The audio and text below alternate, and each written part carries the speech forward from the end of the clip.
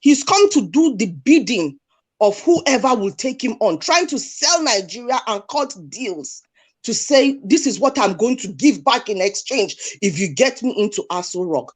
We know that there is a globalist cabal. What is happening in Nigeria right now, to be honest with you, it has gotten to the stage where I'm feeling a bit disillusioned. When Buhari went into power the first time in 2015, I was in Nigeria. We were in the polling unit that is closest to my house.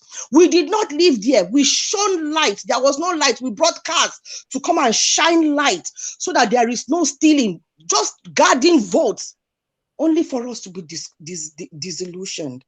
It's like with each government that comes in, it becomes worse. The state of the nation deteriorates further into abyss.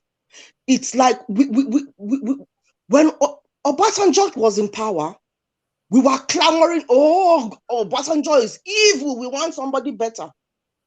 Good Luck came in, oh, Good Luck is evil, we want somebody better.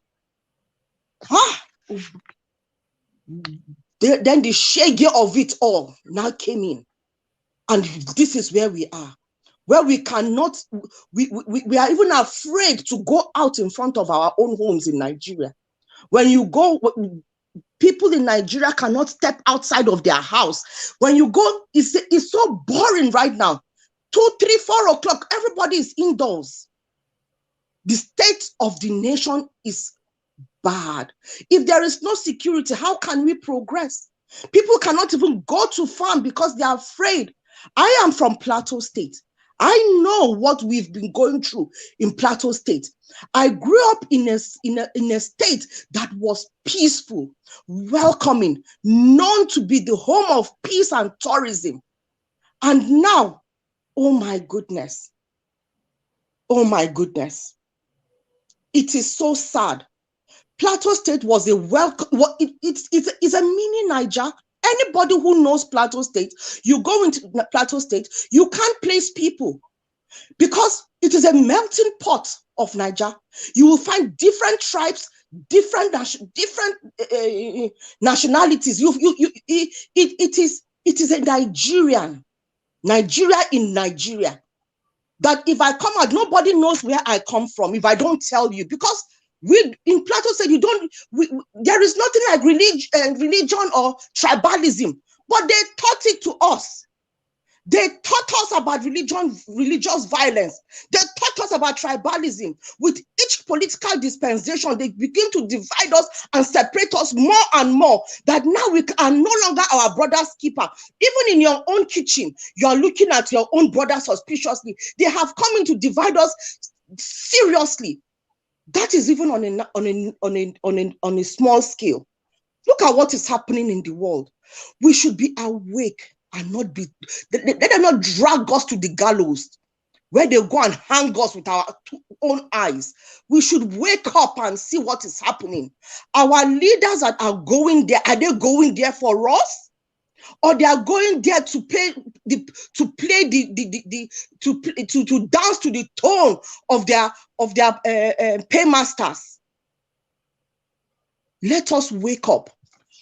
I might be saying something now that is very controversial, but I need to just throw it out there. And if anybody hasn't watched that Brekete interview with Al Mustafa, I think it would be very key to go and watch it and listen to what he is saying.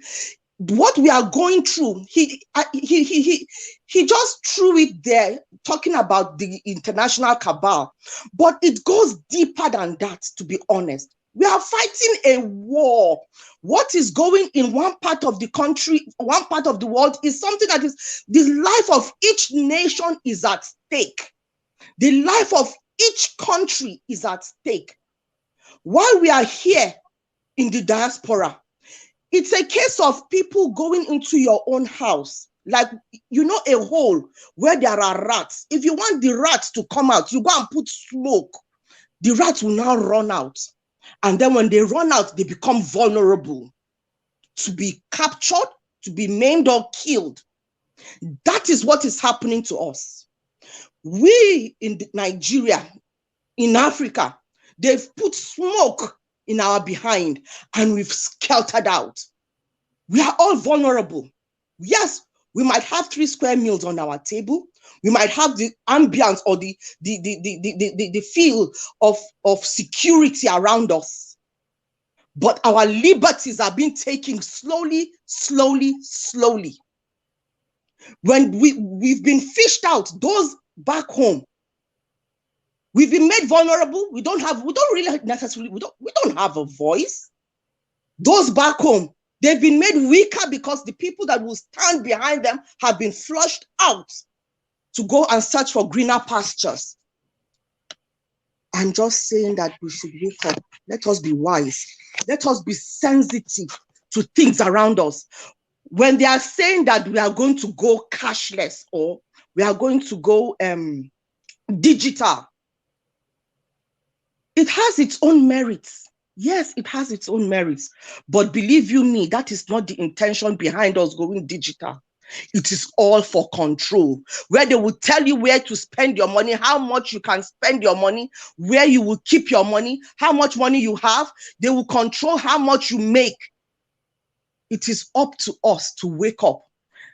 The world, they say, is a global village. That is the plan, to make us a global village where each territory is diluted with different cultures, where at the end of the day, there is no culture. Anyway, I rest my peace. Sorry if I came across very passionate or if I said no, busy brains. No. In fact, if you were not even angry, I would have been wondering, because Nigerians, we are supposed to be angry with what is going on. We need to take that anger to that ballot box on the day of election. Nigerians are meant to be angry. So I totally feel you. I totally do understand you. I've been to Jos myself. It's a very welcoming state, very nice place. So I totally get you when you were speaking. And I thank you for coming out here to lend your voice to what we are talking about here. Thank you so much. God bless you, Mr. Brain. I yeah. will Please be be Can able I to just, join can having I, us. you again. We'll be looking forward to having you again here, so that as you know, I think we lost her, right? Yes, we did. Oh, we lost her. Okay, that's fine. Let everyone contribute so we can move on to the next segment. Thank you. Yeah, that's fine. Let's move straight to Mario Gino. George Blue Shell, I see you. Thank you for joining us. Mario Gino, sir, please talk to us. Yeah, thank you, Kachi. Good evening. Good evening, Nigeria World, and good evening to you all panelists and Thank you very much. Thank you. all well wishers. I just joined to throw some light on two issues. Maybe they may not relate with your our topic today, but somehow they may still relate. Because why I joined is based on Sister Rita's submission when she was talking about the Yorubas.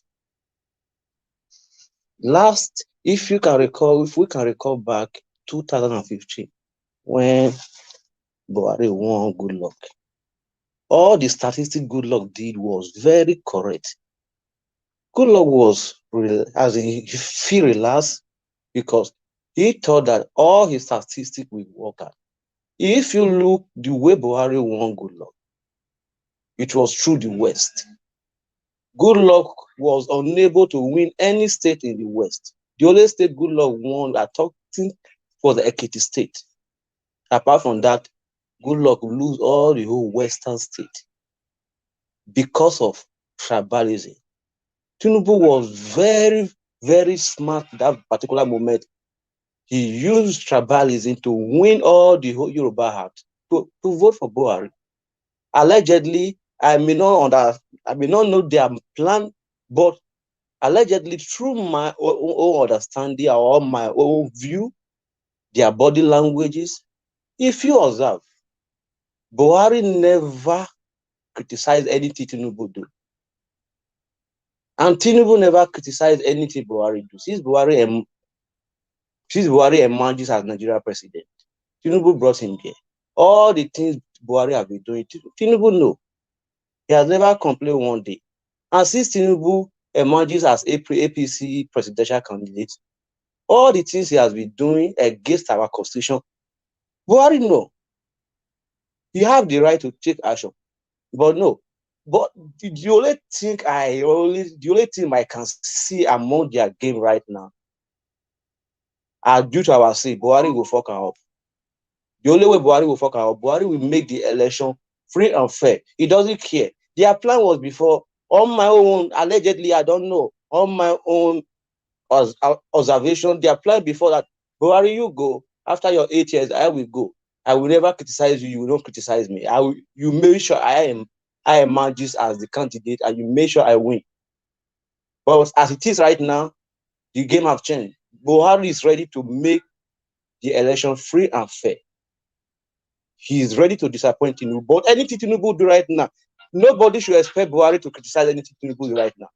If you do Tinubu use all the whole talk, Buhari will not criticize. But all I know that the election, Buhari will make it free and fair. That is the only thing Buhari will do. And for the Yorubas, the only way they can prove to Nigeria that they are not ethnic bigot people is to prove by using their PVC. They should use their PVC wisely by voting Peter Obi. That is the only way they can prove to Nigeria that they are not with Tinubu, because Tinubu used them against good luck. That is the problem we all are right now. Definitely, that is the truth. The truth is bitter. I'm not accusing all of them. They are good Yoruba people. But that is the truth. Good luck statistic was correct. His statistic for the middle belt, he got it. He won the FCT, he won the South South, he won the South East. The mistake he did, not even a mistake, the betray he got it from the Yoruba. Yes, Tinubu used them to vote against Goodluck. That is the thing, that is what made me to join the program this evening. Thank you, Nigeria Watch. Thank you very much. Thank you very much. Thank you, Mario Gino. Thank you so much. Let's quickly move straight to the next person because we have another segment, and that will be Mr. Lucky. Mr. Lucky, please talk to us. Yeah, good evening, everybody. My name is Lucky. I'm calling from Dakar, Senegal. Good evening, Mr. Lucky. Please talk. My brother Lucky, you don't come back again. What's up now? I don't miss you. How far? Yeah, don't relax. Now, too much work. Nah, they're holiday now. Good to see you. Good to hear from you again, my brother. What else, sir? Talk to us. Yeah. Yeah, what I see there, I was very happy yesterday when Tinubu started fucking himself up. And may more continue like that. If he can be able to grant interview like that. Before that, they even Rufai, this governor of Kaduna State, and Oshomole and what do you call our governor? They will vote for Peter Obi because they will make before that time they will make up their mind. They know that this guy is not going anywhere. Even the supporter of Tinubu, they just want to fill up their account. You know, Peter, something like Oshomole, account is already going to red. Want to fill it up.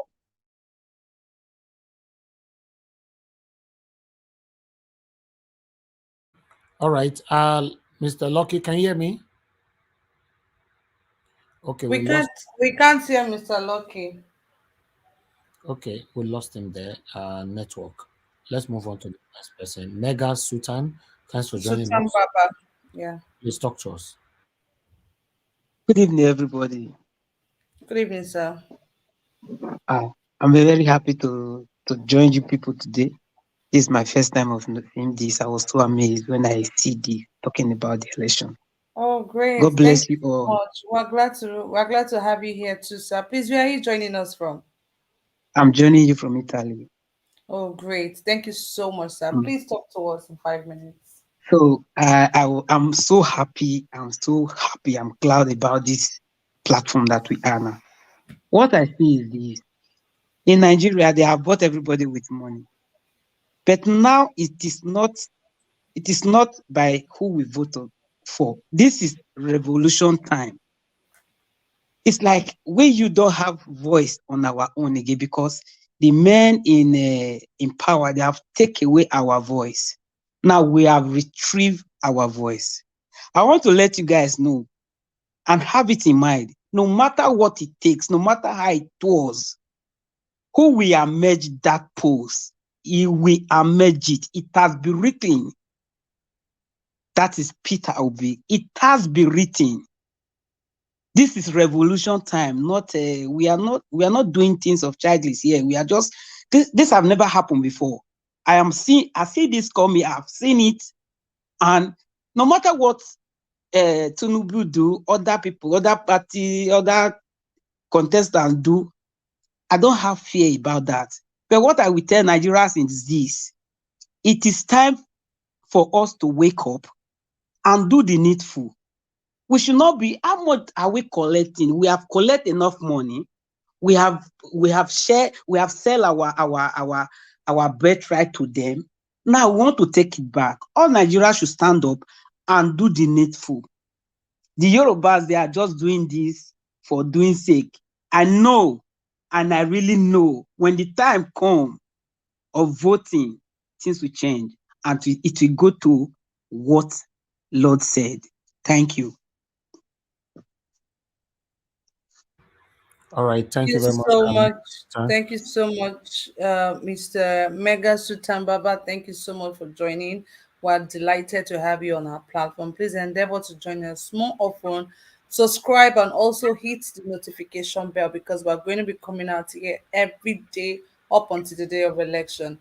Thank you so much. We're going to go straight to the last panelist here for today before we move to the next segment, and that will be Mr. Pansat. But before I do that, I want to say a very, very big thank you to Mr. Chike right there. Mr. Chike, thank you so much for the super chat. God bless you. God bless your pocket. We sincerely appreciate you. Thank you so much. Okay, Mr. Pansat, please talk to us. Good evening to you, sir. Good evening and good day to everybody across the world, particularly people in our comment section that is organized and produced by the sweetest mommy of all, Mommy Diaspora. Kachi, you've got a great show here, great panelists, and I just missed Omoye's commentary, but I did catch Madam Rita, and I almost fell on the floor because she's telling the truth, dishing out the way it should be done, with truth and fire. Now, this topic right here is the lynch to everything that we're doing. Every modern Nigerian, progressive Nigerian, everybody who wants evil to be defeated in Nigeria has to touch on this. Obviously, this is what I've been happening when I come on here every time, because there's no civil way to do it. Because in the Yoruba that we're talking about, the West, they produce the best as well. Some of them are the best we have in the country. They've been the ones trying to have us move forward democratically. When the military was there, the Yorubas play a pivotal role in bringing back democracy in the country. So there is no way to make a blanket statement. You can't just come out and say the Yorubas are undemocratic. You can't. You'd be wrong. You'd be tribal. But we have to look at the entire region, that western region, where there's a lot of our people from the east, from the west, from the south, from the north that go to Lagos. It used to be our capital. It is right now the financial capital. So the best Nigeria has to produce come from that section. That's true.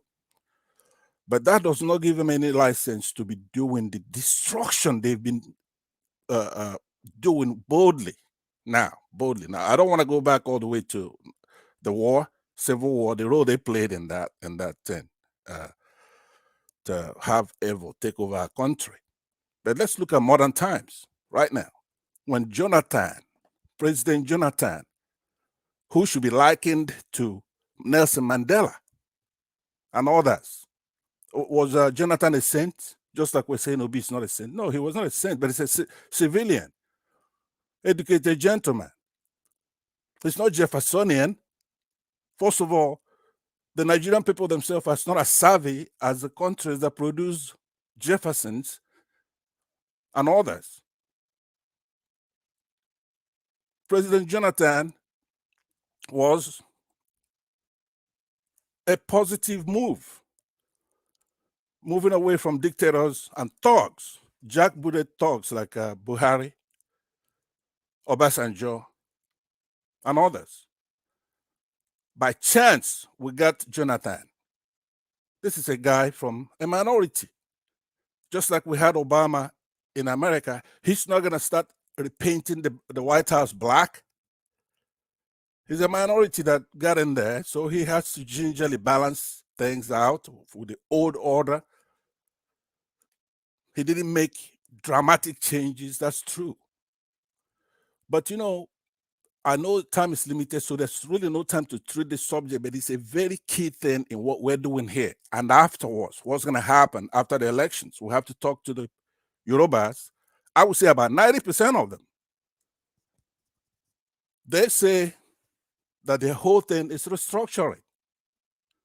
Jonathan empaneled the national conference that brought most educated Nigerians from every niche and crevice in that country to put together a national conference. And he approved it, signed it in a Federal Executive Council meeting. What did the Yoruba say? First of all, I don't know what they're saying. What did Jonathan do to them? They conspired to have that man removed from office. If you recall, there was an advert that compared President Goodluck Jonathan with great world leaders such as Martin Luther King, Lee Kuan Yew of Singapore, Nelson Mandela of South Africa, and Barack Obama of the United States. But Lagos State Governor Babatunde at the time, Fashola, was quoted to have described the publication as blasphemous. Blasphemous. And then his political ally, Malam Nasser El Rufai, thinks the advert was, quote, cheap and brassy, and joined other political allies and presidential aspirant at the time, Mr. Sam Nda Isaiah, in calling the former Singaporean president to drag Jonathan to court for the comparison. Now, I know that most Nigerians don't read and try to see what's in that national conference for a structured Nigeria. Even if one of those things are attained today, we'll be much better off. He didn't have to implement it, at least he had it done. So what the next president, let's say Obi or anybody who's serious about restructuring, is to just dust that thing off and have it done. And we'll have state police, we'll have everything we're looking for. So look at this panelist. Every time you come here, how many Yorubas are on this panel? If there is one, he must have totally, because I don't know where anybody's from that comes here or call in here. He must have lost his accent, because the way I look, now this, don't take offense at this. It's a joke. I'm saying I will know a Yoruba. When you tell a Yoruba, hey, my name is Jonathan, what do you think he's gonna say? He's not gonna say Jonathan, he's gonna say Jonathan, right? You don't have a single Yoruba on this on Niger Watch. A very fair, beautiful panel, run very well with the truth as a guiding post. Of course, you don't have any Fulanis here. You don't have any Hausas here. You want us to be one Nigeria. I'm Igbo, I'm here. This is an Edo platform that's been loaned. It was previously loaned for the Edo people to select a good governor. It worked. They've loaned it to us between now and February to select a good president from the country. And you just have people from the South, minorities, Igbos, that's all that come here. So let me not be distracted. Most of the things I was going to talk about was covered by my sister, Madam Rita, and she was far more eloquent than I will be, because I know I'll make enemies if I really speak my mind on this. What is wrong with Peter Obi? Every time they're saying on their Yoruba platforms that they're all the same. Okay, I'm listening keenly to know, why are they the same? Why do you say that? Here's what they say in a nutshell. That Tinubu used to be a drug baron, he's corrupt, he takes money from Lagos till, public till, dips his hand in it, up to today, every day. He takes billions of naira from that state and put it in his pocket. They don't know where he come from. They don't know his parents. They don't know his age, that he's old, his hands shaking, and his legs are shaking. And on top of that, his mouth is talking nonsense. And that Atiku lives in Dubai. It's a serial contestant for presidency, comes over. That he was not a good vice president. He tried to backstab his boss. He thinks that his boss is lower than him because he's a Fulani man and his boss is Yoruba. He was not a good vice president. He was fraudulent, and he made millions of dollars as an ordinary customs boss. And nobody knows where he got his money. That he's wanted in the United States with a fraud association with a former congressman, Mr. Jefferson, and that Atiku makes statements that say Yoruba should not be president, Igbo should not be president, and that makes him horrible. But also that P2B is equally bad because he moved from AFGA to PDP, and now moved from PDP to Labour. Therefore, they are the same. Now, does that make sense to any human being? It's just like telling us that we're stupid, playing on our intelligence. So we go to Yoruba forums such as the One Man Show, and you could see that one of my friends, Dr. Alexander Gomez, is here, and he's yelling from that comment section. He doesn't want to come up here. He's yelling from the comment section, but he supports this forum. He gives money. But Dr. Alexander, what we need from you is your voice here more than anything. Come up here and help us build this country, rebuild this country. So when I go over there, they're spending their energy denigrating patriotic Nigerians such as P2B. And first of all, they know what they're talking is nonsense. What you're saying is nonsense. We know that. So I'm using this to have everybody listen to what Madam Rita said here. One of the problems that we have is from the West. It's also one of our blessings. Don't get me wrong. So I would urge every Nigerian from today to make it known. Let me just conclude with this. Make it known to the Yorubas. If we don't rescue this country in February, you're going to find out that we're going to, first of all, we're going to take that country back, and we're going to start dealing with you as the people setting us back. That's what we're going to do. You cannot keep doing this. You don't have a Jonathan in your entire tribe. Not one. So you disrespect Jonathan, you disrespect Obi, you disrespect anybody that comes from any other tribe there, you disrespect them. But then when I'm asking you now, Kachi, please give me 1 second. I'm asking you, okay, now when we look at your model and say, okay, look, let me see, what's the Yorubas gaining from denigrating the South, trying to align themselves with the North? You have nothing. All your leaders ever since Awolowo and the rest of them have been either killed or jailed. All of them. They don't like you because they believe, you go and you talk to any Northerner. They believe the Yorubas cannot be trusted. When are you going to stop? You have a decent person. I wouldn't vote for him. Osibajo, vice president. He doesn't cut mustard with me, but he's 1,000 times better than Tinubu. So because of money, you worship an idol, you just disgrace him, abandon him as vice president. I'm Thank you, Mr. This man. So please, I urge you, let's get it right. There's still time for you to go in the footprint of your former warriors who fought for our democracy. You have no excuse. It will be zero. All that nonsense you're talking about is blatant. We see it. So, but if you don't do it right in this time, we're going to deal with you. Thank you. Thank you, Mr. Pansett, for your submission right there. I also want to say a very big thank you to George Blueshell. Thank you so much for the super chats. God bless you. Mr. Alexander Gomez, thank you for your continuous support.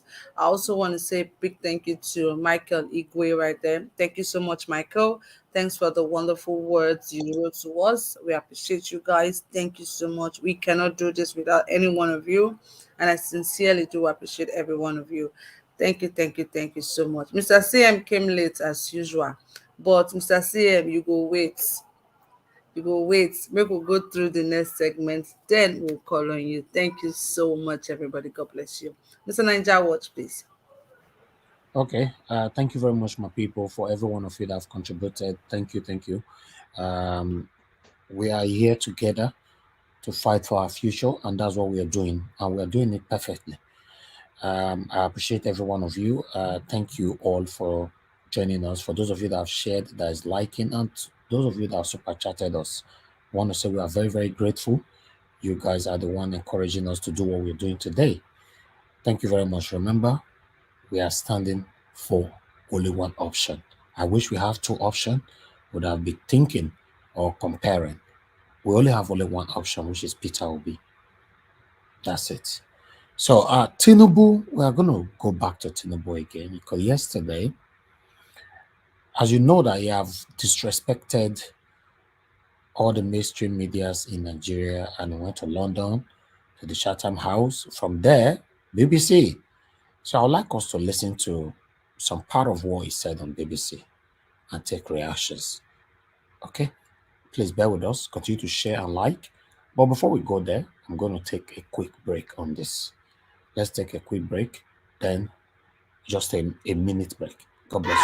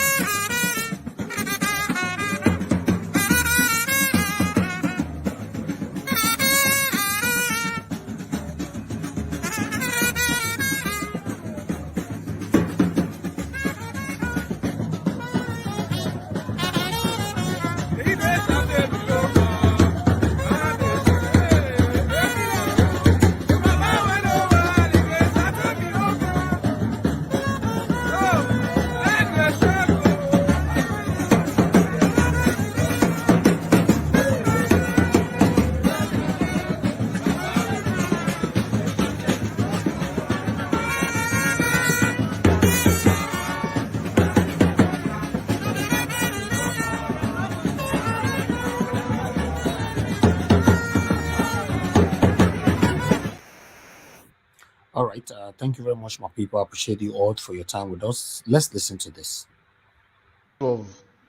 Nigerians have lived under this Buhari administration for 8 years now, almost 8 years. Some would say this 8 years has come with a lot of pain and a lot of suffering.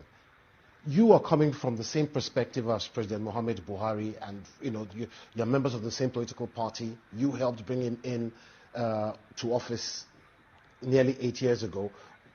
What are you going to do different? Why should Nigerians be voting for you? Because I'm different. I am Bola Ahmed Tinubu. I have governed Lagos. I built a modern state that could be a country on its own. I've led an administration that is so prudent, from 600 million internally generated revenue to 5 billion a month. That's a record. Nobody else can brag about that. I've treated and tamed the Atlantic Ocean surge in Nigeria that will have perished many people in Lagos. The infrastructural renewal of Lagos is excellent. I've continuity in Lagos. Buhari has done his best. I can't run away from him being my friend, my leader in the party. I will not. If you are not running for president, sir, you have two main opposition candidates, Abubakar Atiku and Peter Obi, who people are saying, is the young upstart, and I mean that in a very positive way. Young where? Young upstart. Have them been governor of Anambra?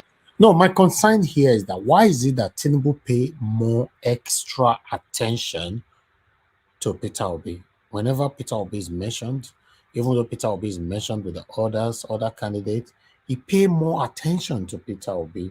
He wants to respond on Peter Obi. He wants to pour hatred on Peter Obi. Why is it that the same Peter Obi from the beginning that Tinubu called a nobody? How come that you're paying more attention? You should be focusing on Atiku and leave Peter Obi alone. Let me take that back again and listen to this. He's the threat.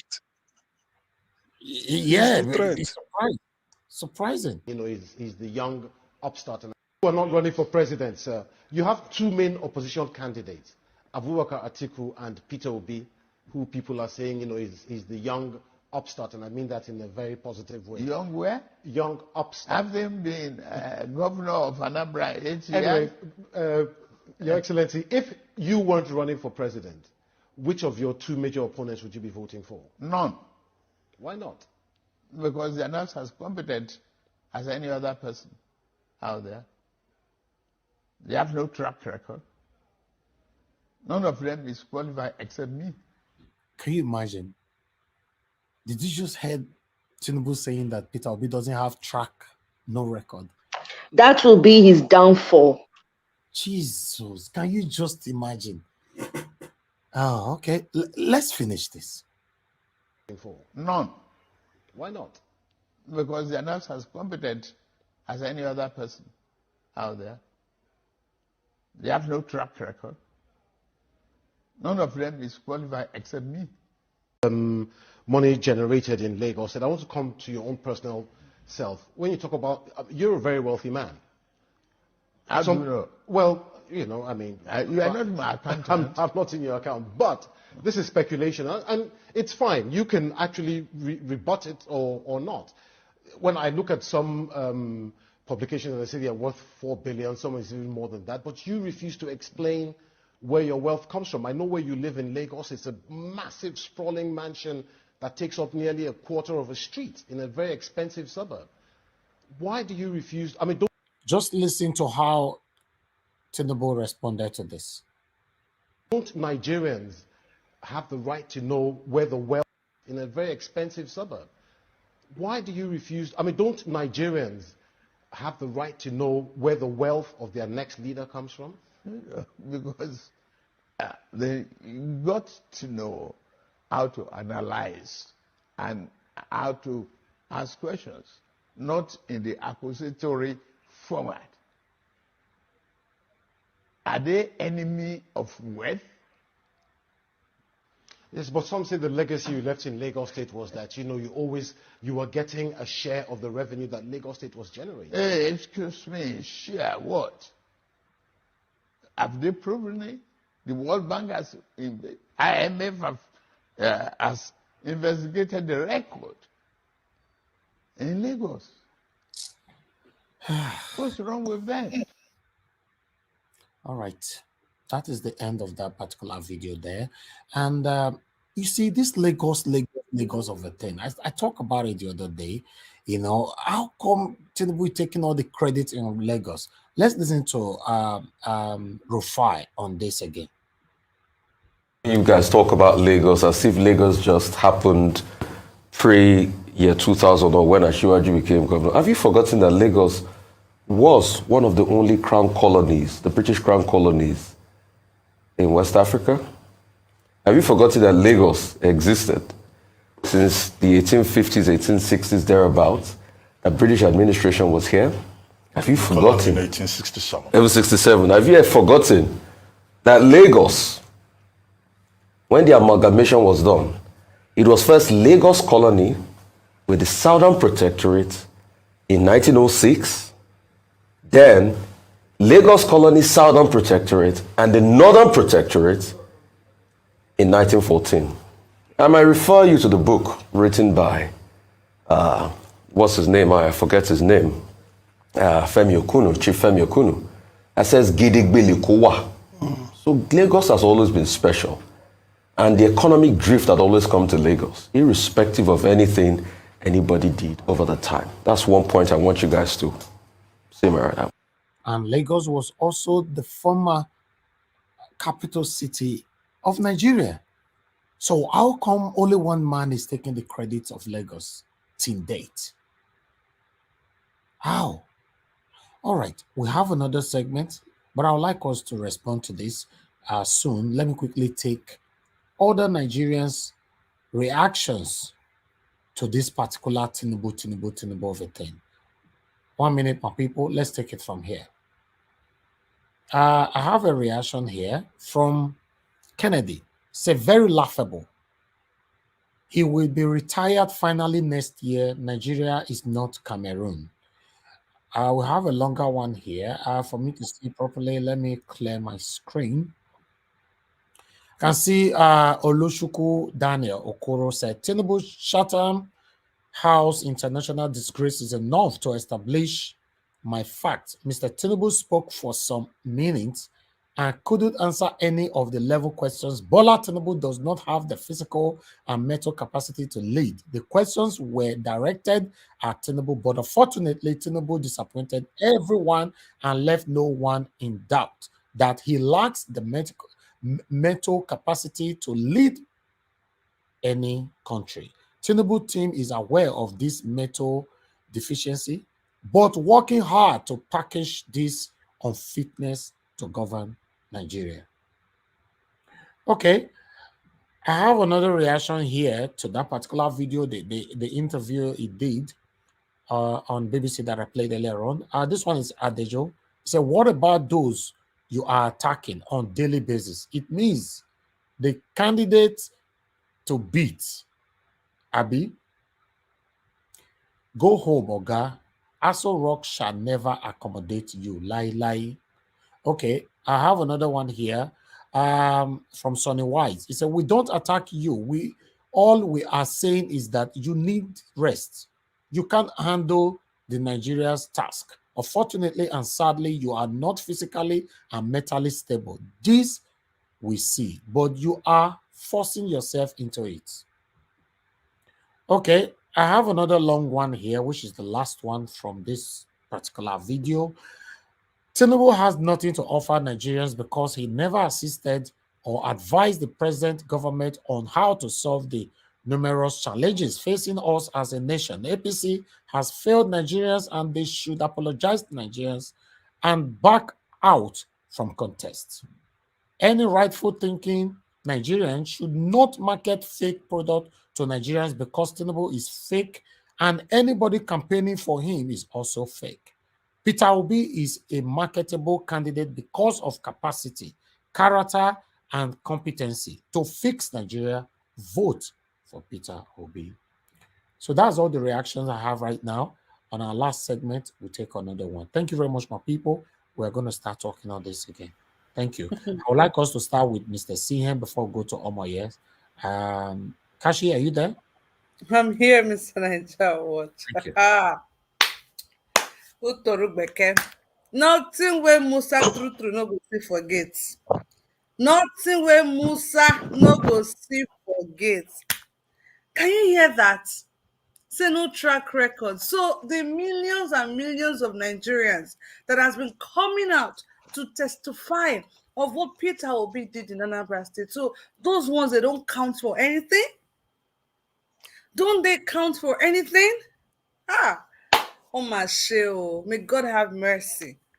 Mr. CM, please let me not take up your time. Please talk to us. Welcome to today's broadcast and good evening to you.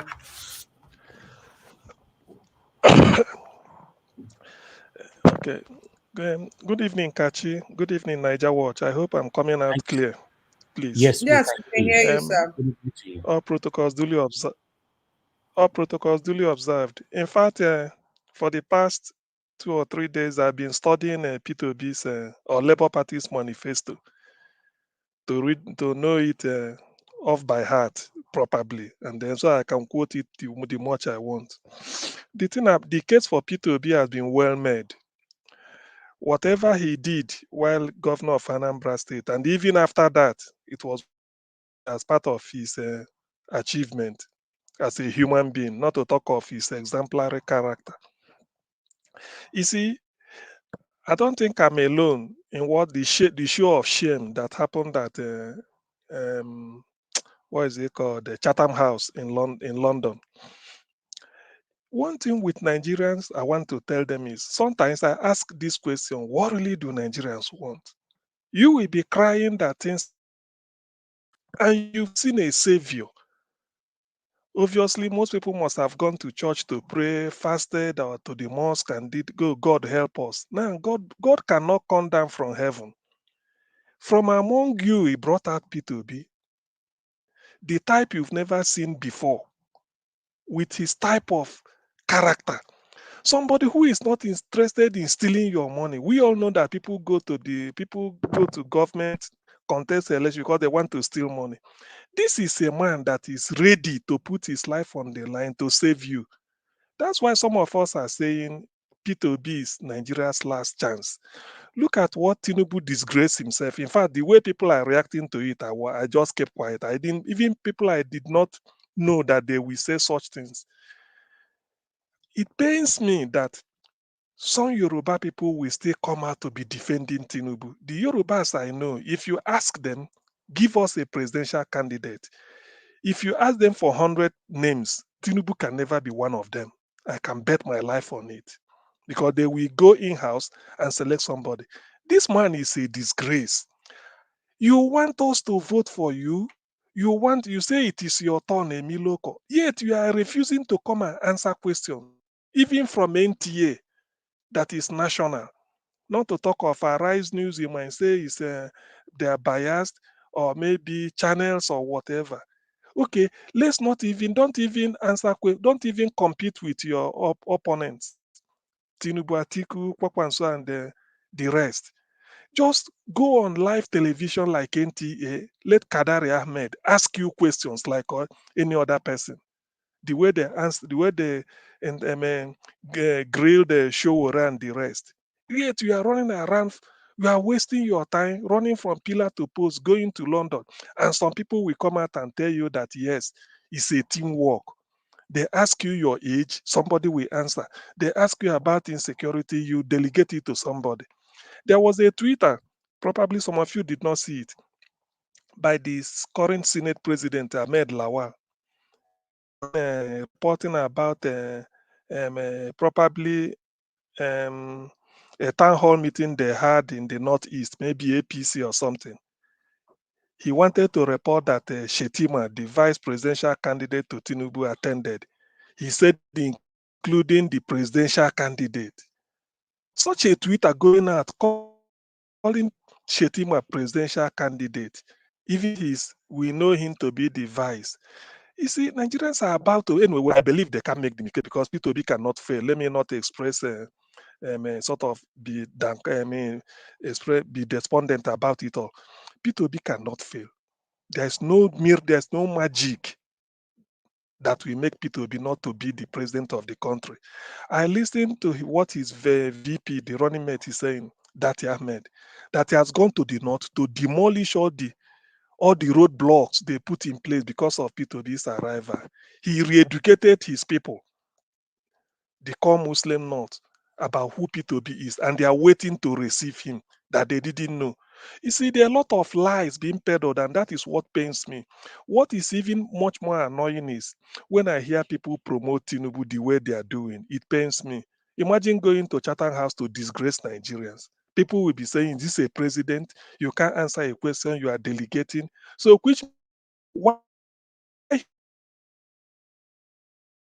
things was because instead of him sitting next to Atiku, P2B, and then maybe Kwakwanso, without a Rufai then sitting next to him, and then Dele Alaki, because they won't permit it. They won't ask him a question, he will say, "I nominate Dele." That's why this is the real reason why he's running around. That of Chatham House, he felt he can do it there.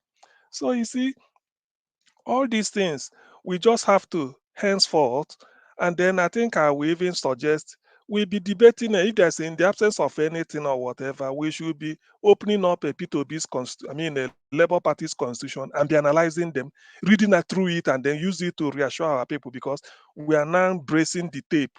We are getting what is called homecoming. We are getting close to February 15. So all we should be doing now is how to sell that manifesto and explain to people, our numerous listeners, why it must be P2B, or else Nigeria will crash. This is Nigeria's last chance.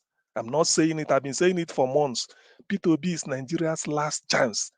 God has listened to Nigerians and felt that they are soft enough, that this is a man who, by the time he gets in, within a month, he will restore hope, even weeks, because he knows exactly what to do. One, he will never steal. That is assured. And he must make sure that every penny is spent for what it is. Issues like that we take for granted. I mean, issue that we feel that should not be taken for granted, ASU strike, education here, or these are small things to P2B. He knows what to do. Immediately we end it, and he knows how to get money. He knows what to do to even without, he may even stop borrowing. Tell you that we have enough. He will cut here, cut here, cut here, and then the billions or millions will come out. So this is Nigeria's last chance. I'm glad that understood the game better than most people, and he has gone up north to sell P2B to his people. So it's not the perception for somebody that will tell you, "Oh, P2B is not knowing the know." It's a lie. P2B has taken over the middle belt, south east, south south, even southwest. Then the battle now is to the northwest, where Ahmed that is selling him, and he's assured that he will win outright. He has said it. If such a man, I have so much confidence in him because he knows what he's talking. Look at the way he answers questions. He doesn't. I look at the way he put FFK in his place. 2 sentences, and that's okay. And the guy is boiling. So, all in all, the Agbado issue has come home. I mean, has run its full course. I don't think with what happened in London, Chatham House, people should be talking about Tinubu again. The guy is a disgrace. Ordinarily, he should have withdrawn, should have been withdrawn. How can you, tomorrow, you elect this type of person as a president, and people will tell you, "Oh, this is a retired drug addict," in the Committee of Nations, or to bring Atiku? No, definitely this is Obi's time. And from all indications, we are coasting home to victory. I do not see, like that Ahmed said, I will be him. I do not see any books that will not make P2B to be president. Not even INEC, because they are even jittery of whatever rigging they bring out. People are not ready for that. Already we know the result ahead of time, because we know the strongest area we have to win. We know what we need to do. Tinubu, under a free and fair election, can never beat P2B in Lagos State.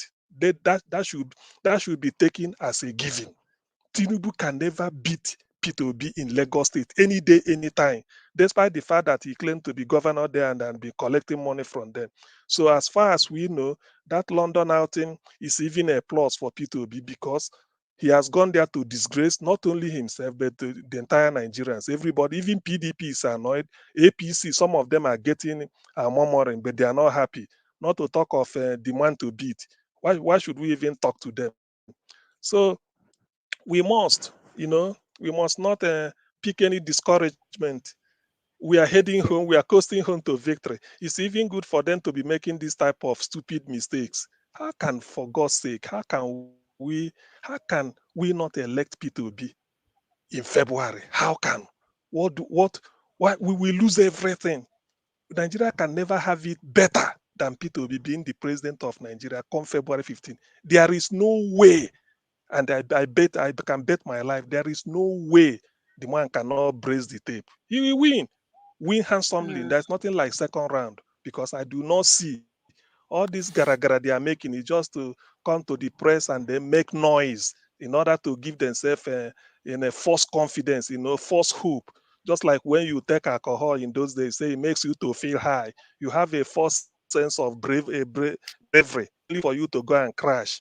So, all said and done, I'm happy with the way things are developing, because the enemy, according to Napoleon Bonaparte, you do not stop your enemy when he's making a mistake. Let them continue. Tomorrow, let him go to Washington and start to make incoherent speech. The world will hear it. He went to see Nigerians in the diaspora and look at the way people are commenting. This guy is a disgrace. Thank God for P2B, who will save Nigeria, and that is Nigeria's last chance. I yield. Thank you so much, Mr. CM. You asked a very important question and you said, so why don't people want to vote for Peter Obi? Peter Obi will come, he will cut here, he will cut there. That's exactly why they don't want him. Because they don't want anybody that will come and cut down the cost of their excessive kind of lifestyle. They don't want that.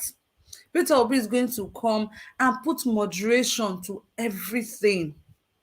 In a country where a governor that probably has a school cert is any more than a surgeon is terrible. It is terrible. That is the reason why they don't want him. But we're not going to back down. We're not going to relent, because we believe in the candidacy of Peter Obi. And come 2023, we all will come out and cast our vote for the man of the people. That is what we're going to do, because nobody can say they don't know right from wrong. People know. These guys know. I've always said it, that they are not clueless. They know the right thing to do, but they just chose not to do it because of their selfish interest. Selfish interest. Well, Nigerians have woken, and we're not going to go down without a fight. Thank you so much, Mr. CM, for your wonderful submission right there. We appreciate you. On that note, we're going to go straight to the next panelist we have here, and that will be Omoye's Corner. Omoye's Corner, please talk to us. Hey, thank you very much. Thank you, Mr. CM, for your for the points that you made. Very, very impactful. And I just want to thank Sister Rita as well. She came with it, and I appreciate that. It's time for us as Nigerians to start to tell each other the truth. I'm sorry if you hear any noise. There's some work going on somewhere, so please bear with me. So we need to be telling each other hard truths. This is not a time for us to wish anything away. We really need to. The greater Nigerians were at risk.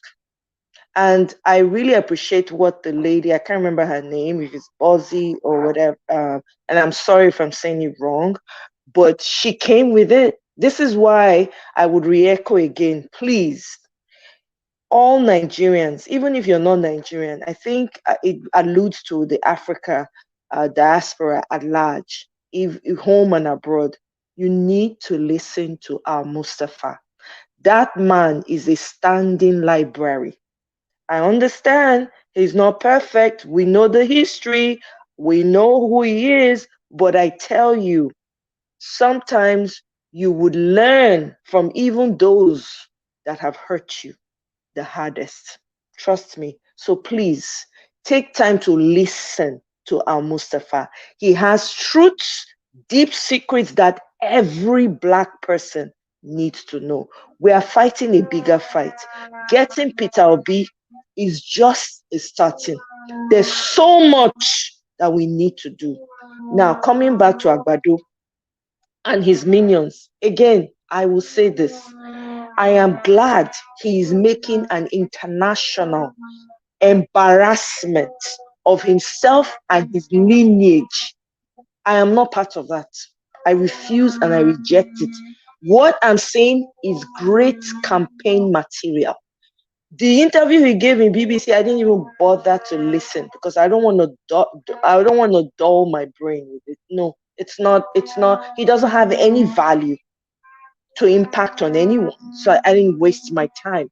But listening to this, as hard as it was for me to listen to it, it just drives home the point that he's a monumental embarrassment to his lineage and those who come from that region. That's all I'm going to say about that. If anyone doesn't know yet, Peter, let me be the first to announce, in case people have been sleeping, hey, you never know. I have come to announce on this day, December 7th, 2022, come next year, Peter the Rock Obi will be the president of Nigeria, like it or not. Anyone who doesn't like it, go and hug all the transformers we have in Nigeria and take your turn hugging it. Because you know what? This Nigeria that we are coming into, it involves every soul from every corner of Nigeria. This Nigeria is not for any particular sect, elite, whatever name they're called, is not for them. It is for all of us. It is for you and I. We need to identify as one. In order for us to make this Nigeria work, we need to have a change of mindset. We need to be unlearning some dark things that have been passed on to you. Now, I go back to slave trade a little bit. I have said it before. The people that engage heavily in selling their brothers and their sisters, their descendants are still here among us. If we say we don't know it, we are kidding ourselves, because we see it in every leadership position in Nigeria. I speak to the parents too. It is also clear in the way you raise your children. It is also clear in the way you treat your staff, your domestic staff. Because somebody mentioned earlier, I believe it was Sister Rita, we have a followership problem. You see what we have in the leadership that we see in the presidency, Senate, and the rest, they all came from homes. Where do you think they learned it from? So there is bigger work. There's a need for history to be taught to some numbskulls, because there are people who, because they do not know history, they do not remember, or they did not have the opportunity to learn, or they are too lazy, they will repeat the same things of their ancestors. We cannot have it. We refuse to continue in this way. As we have gotten this rare opportunity, a once in a lifetime opportunity, I do not care who chooses to be a part of this movement and who does not. Whatever region you come from, we will do without you. You see, the good people are more than the evil. Because the fight we're fighting is a bigger fight. It's not even about religion. It is not about tribe. It is about evil, demons in high places that we are wrestling with. The lady that came to talk, she said that Agbado is announcing himself to the global elites. If you people know what these people are planning for the human race, we will not be here. We'll be here for years to come, still talking about this. Anybody where they hear, whether you be Yoruba, you be Igbo, you be Edo, you be Calabar, you be Hausa, you be Fulani, wherever you come from, you better recognize that this one that is coming, no, there's nowhere on the surface of this earth that you can hide. The only hope that you and I have is our ancestral home. If you don't know, better know. Better know and be ready. Peter the Rock will be or nothing. I do not believe in violence. I can only be violent with you when you're violent with me. I'm not the kind of person that will sit down and let you take advantage of me. Hell to the no. You bring it out, I bring it out. I'm not afraid of matching up energy for energy, but I can be reserved as well. I can be kind. But you know, this fight, we don't have time. We barely have less than 80 days to the election. My question to the Nigerians back home, to the diasporans, for the good ones I'm talking to now, Forget the evil ones. They have sold their soul to the devil.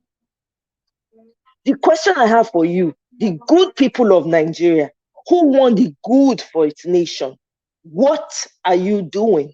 We got to keep moving. We have to push forward. Peter the Rock Obi, Ahmed Dati, come May 2023, whether the devil likes it or not. We get power past devil. Not only permission devil take the work. If he not take permission, he not fit do jack. So you and I have more authority than he. So I say to you, my brothers and sisters, good Nigerians, let us take this home. If any region says they want to sit it out because of their own tribal myopic sentiments, to hell with them, I say, let's get this man the victory. And I'm going to yield for now. Thank you. Thank you so much, Omoye, for that wonderful encouragement right there. I believe we need to be hearing this from time to time. Let people know that we know they play, or we come here with full force. We are not joking at all. Peter Obi is the man of the people, and we believe he's the right person for the job. No cap. That is just the truth. Even a blind man knows, even a lame man knows. Everybody knows, say, Peter Obi and be the right people. Guys, these people can try to deceive themselves for all they want, but I believe deep down they know the truth. Thank you once again, everybody coming out here to lend your voice. Una too much. I truly salute for una. God bless una. Let's move straight to Mr. Collins. Mr. Collins, please talk to us. Thank you. Yeah, thank you, Kachi. Thank you for having me back. I think I will take a point from what the last speaker said and what Mr. CM said. She made a point about when it comes to this P2B ticket, the good people are more than the bad people. And that is what is going to win this election. The people that want good things in Nigeria are more than the bad people that are projecting Tinubu and Atiku. And that is what P2B that is going to use to win this election. So people are tired, people are tired of suffering in Nigeria, people are tired of killing in Nigeria, people are tired of kidnapping, people are tired of a lot of things. So, and that is why P2B ticket is what everybody is yelling for. Because of the population, because of the demand, the people want P2B. That is one thing that P2B is going to win this election. So I think that alone have scored P2B higher than any other candidate, any other person putting him or herself forward. So that, because of the population, the demand of people wanting P2B is more. It's like when you have 80% of Nigeria say they want this, and 20% are there. Those 20% will be putting us in the same 20% of people that have been putting us in this situation we find ourselves. Now, it's no longer that. Now it's 80% of Nigeria wanting P2B. And what Mr. CM said about when I remember here when I come here, when people talk about the issue about they try to project all this kind of fake news that P2B is not doing more in the north. I always debunk that news because they try to say that narrative to people. Thank God we are not buying it, because I know that Ahmed have been doing his own best. He's tried, as in, right from day one. The man keep projecting the name of P2B in a good way. Try to sell the P2B to the northerners. And what P2B, when P2B come to the north, every message P2B said to the north, they always go and verify it. One thing about the northerners, they can discuss whatever thing with you, but they're always good in checking something. So, and that Ahmed have done his own part, trying to make sure you see him visiting all those king in the north. That is a way to sell P2B, and they have done his own part. What happened in Taraba today have showed you that data made work is working. And another thing I want to say, if you watch that interview of BBC, one thing that Nigeria don't understand now, people like us, a lot of people, Nigerians are taking care, are being careful. Anything you say to Nigeria, they will go deeper to find out what you're saying. Watch that BBC interview. When P2B went to that BBC interview, it's a different interview with what Tumbu went. The whole camera was showing when P2B was sitting there. You see everything. But APC try as much as they can to repackage everything. You see, there were no camera is showing. You see only one seat. Maybe they did that interview in Tinubu Hotel or something. But when P2B went to that BBC interview, it's a different thing. It's a different thing altogether. Everything in that pseudo show, everything about the BBC Africa show there. But Tinubu on is different because now Nigerians are putting interest, people are searching answer, people are trying to find out any loophole. So, and that is the difference. I keep telling people that if anybody that is still dwelling in that 2017, 27, 2015, 2003 election, thinking that what we have this 2023 is going to be that election of 2019, you need to wake up. And you better wake up, as in wake up from your sleep, because this election is different. This election is going to be election that will see as in Nigeria, will liberate Nigeria, election that will even wake up a whole Africa. Because I have a friend in Ghana. He saw that every citizen in Ghana is following what is happening in Nigeria, because the same APC and PDP is the same thing they have in Ghana, one two party like that. Now people want a change, people want it, and what P2B happening to P2B is not only happening in Nigeria. It's happening everywhere. It happened in Brazil. It happening even as I'm talking. It happening in Iran. It's happening everywhere. Change is happening. People are waking up. So if people are trying to hoping that election of P2B is going to keep saying it here, nobody is going to win this election. P2B have win this election. If you watch how this election is going to happen, he have already win. Like CM said here, Mr. CM said here, in Lagos State, P2B, as in Tinubu cannot win P2B. Even if they try to, even how they try to maneuver it, he can't win Peter Obi. Because even if you remove the cities in there in Lagos, the outsiders that live in Lagos is more bigger than the citizens in Lagos. So Peter Obi is going to have a lot of, even Tumbo will surprise that Lagos then keep using it as their base. It will surprise them. Let them watch on December 17. Peter Obi is going to Lagos for rally. They will see what will happen there. They will see what will happen in Lagos. So if anybody try to shut down people's shop, shut down people, are you going to force them that day they are going to vote election? They are going there to vote the election. They are going to cast their vote in every way. So I am urging people that whenever you hear noise, when people come out on television, they try to say something or try to push their fake narrative, don't even try to listen to it, because listening to it is a waste of time.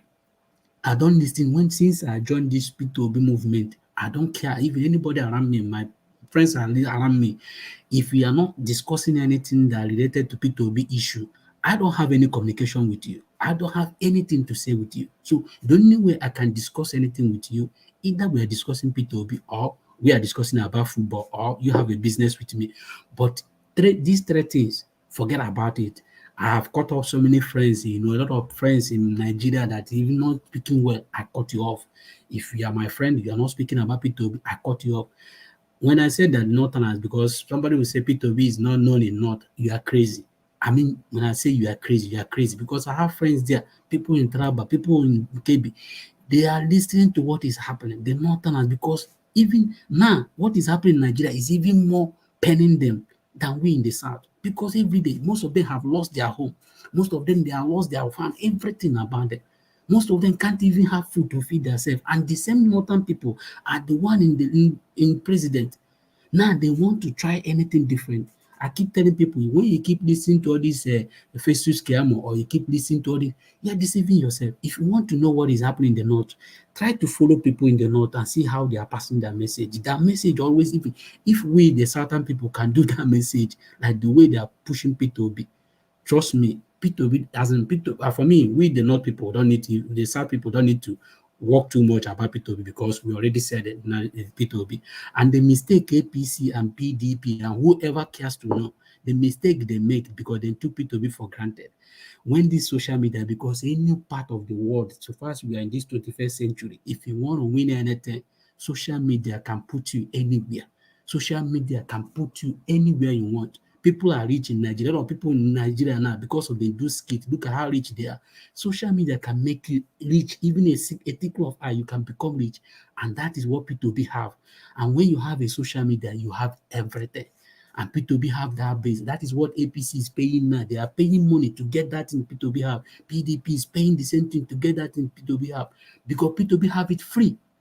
Social media was offered to P2B free, as in free. Imagine now, if you talk anything about P2B, people will run after you, because they will run after you. They will run after you. Nobody is being, P2B is not paying anybody. It's not giving takeover to anybody.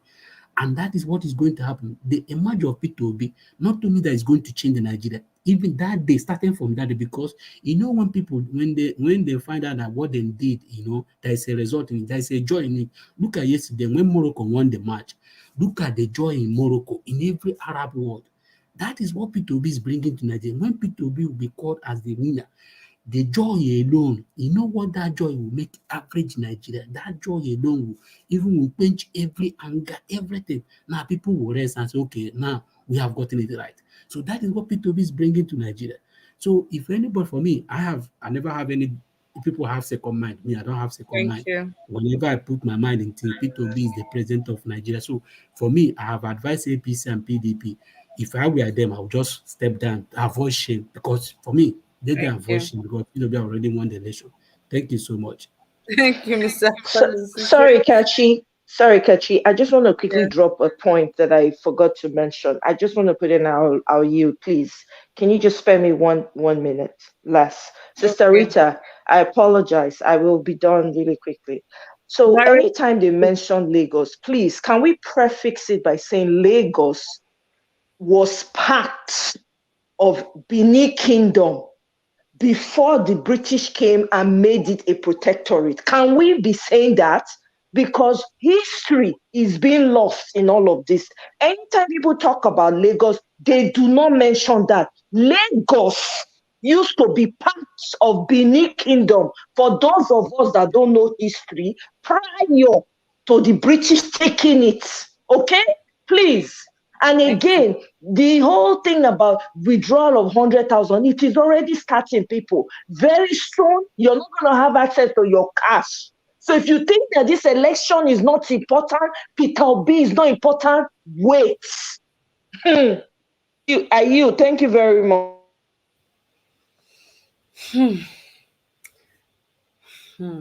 Madam Rita, please. Oh, yeah, I was just enjoying. In fact, I just feel like you should just take over my position and just continue talking. I was just enjoying your composition. It was very, very sweet. It sweets me. I'm very, very happy that you mentioned that. I think a lot of people don't know, that Lagos State, as we know it today, was part of the Benin Kingdom.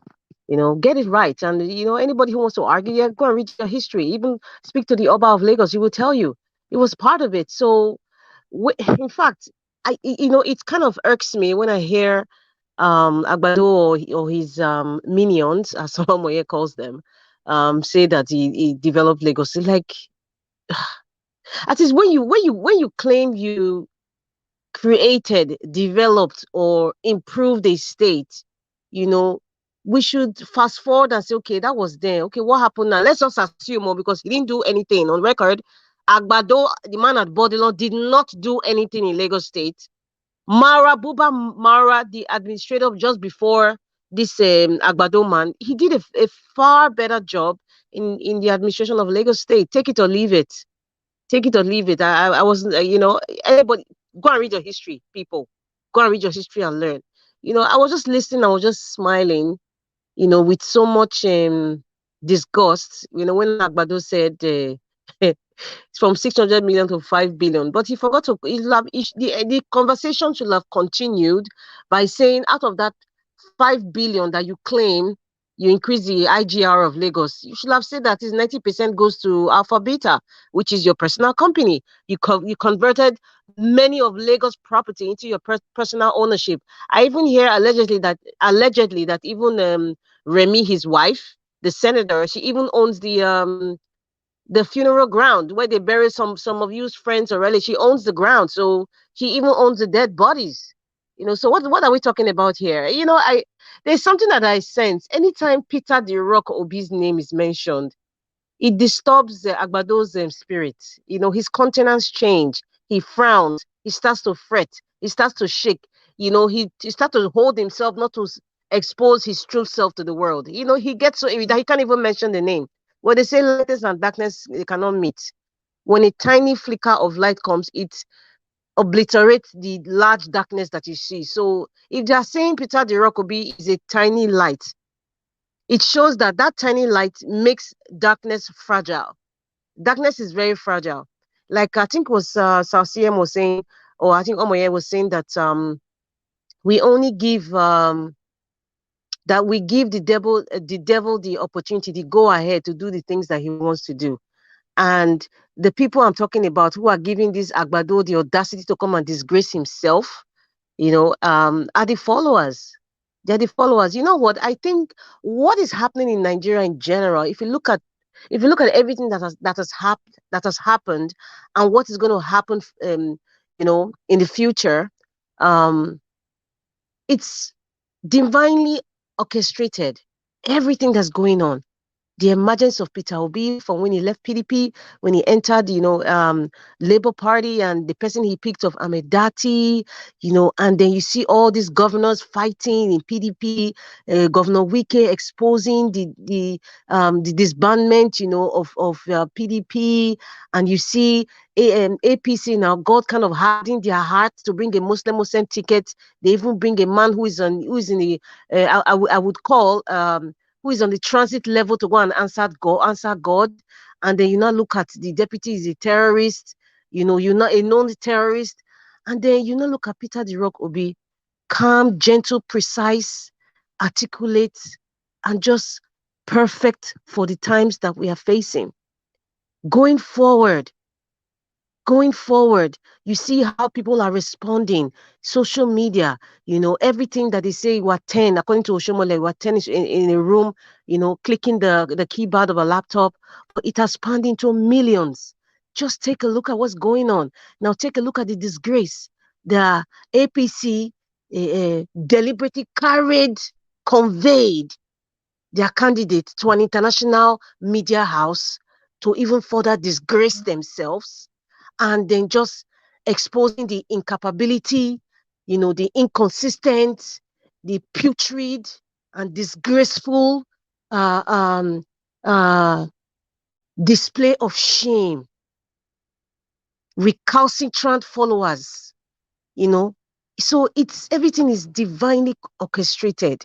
We should give God the glory. We should thank God. Whatever you serve, whoever, whether you're a Christian, Muslims, or whatever, you should thank God. Say, God, at least the prayers that we have been praying, the cries, the blood that has been spilled, the innocent blood that has been spilled, the crying mother, the crying father, the crying child that has lost a parent or a family member because of this evil government, because of the evil likes of these people and their supporters. God is hearing those cries. I'm not referring to the prayers of the GOs who are sitting on the fence or who are supporting behind the scene these evil people. No, I'm talking about the innocents that have died, the people in the IDP camps, the women who have been subjected to rape and intimidation in the IDP camp, the people who have contacted diseases, because they're in the IDP camp, the people who have lost their farms, the people who have been beheaded, the innocent babies that have been pulled out of the pregnant women's belly, the men and women and children who have been killed, the girls who have been forced into an evil marriage or evil union, the girls who are still missing, innocent people like Deborah. The list is endless. The diasporas that have come to Nigeria that have died because they came to visit Nigeria, those spirits are crying. The people of 2020, October 10, 2020, in Toget, they are crying. The mothers are crying for their children. Those are the cries that God is hearing, that has heard. All the things that have been, all the injustices that have been happening. The people in the Niger Delta that have had cancer, that have had all forms of sickness. They have children that are dying because of the polluted pipes, and it is aided and abetted by these evil people. Those are the ones that are crying. The men and women that have been farming as the only way to survive, and they can no longer farm. Their farms have been taken over by foreigners, by Fulani herdsmen, by foreigners from Mali, by foreigners from Senegal, by foreigners from Cameroon, by foreigners from all the Fulanis in the whole African sub-region. Just because we have a government and supporters that are supporting them. Those are the people that I'm referring to that are crying to God. Those are the people who are standing for truth, the people who have sacrificed their life. The woman leader in Kaduna that was killed, her family is crying, her spirit is crying. Those are the people that I say that are crying to God. Most of us here on social media that are standing for the truth, even though some of us have abandoned, have left the station of truth. Some of us have have sold their conscience and their generation for a pot of porridge. Those are the ones, their spirits are crying for the truth, and God is answering our prayers. In fact, God has answered our prayers, because when God shows up, light comes up. When God shows up, evil runs away. When God shows up, the evil ones are exposed. When God shows up, what he says stands, no matter the tricks INEC, APC or PDP does. When God shows up, he stands, his word stands, his representative stands. Isn't it ironic that the man that holds the gates of heaven is Peter the Rock? Upon this rock I shall build my church. Isn't that what Jesus Christ said? Rather, Yeshua. That is what he said. And this is the man that has come out now, Peter Gregory, the Rock Obi. He has come out. He's holding the keys. He's going to open that door. Open that door of impunity. Open that door of evil. Open that door of murder. Open that door of instability. Open that door of tribalism. Open that door of nepotism. Open that door of impunity. Open that door of high-level corruption. Open that door of our natural resources being stolen. Peter the Rock Obi. If anything, you don't believe in this world, if you don't believe in anything, those of you listening to the sound of my voice, if you don't believe in anything, please believe in Peter the Rock Obi, because I believe in my spirit. I know and I believe it, the God that I serve, that this man is what God has presented to Nigeria. Thank you. To start the engine of Nigeria. I'm not done, Kachi. I'm not done. This is serious talk here. People need to hear the truth. I know I don't want to pass the time, but people need to hear the truth. I need to speak to some people's conscience. Those of you in diaspora, those of you who are on social media, you have social media platforms, big social media platforms, and you choose to sit on the fence or you choose to sit on the evil side and you think that you are winning. You are not winning. You are in a maze. You are just running. You think you are progressing. You are not progressing. And like what Sir CM said, after February 2023, when Peter the Rock is announced on the 26th or 27th of February 2023, when he's announced as the winner and the president of the Federal Republic of Nigeria, those of you who are sitting on the fence, those of you who think that you are enjoying evil money that has put in evil altar, you think you are enjoying it now, it's sweeting you.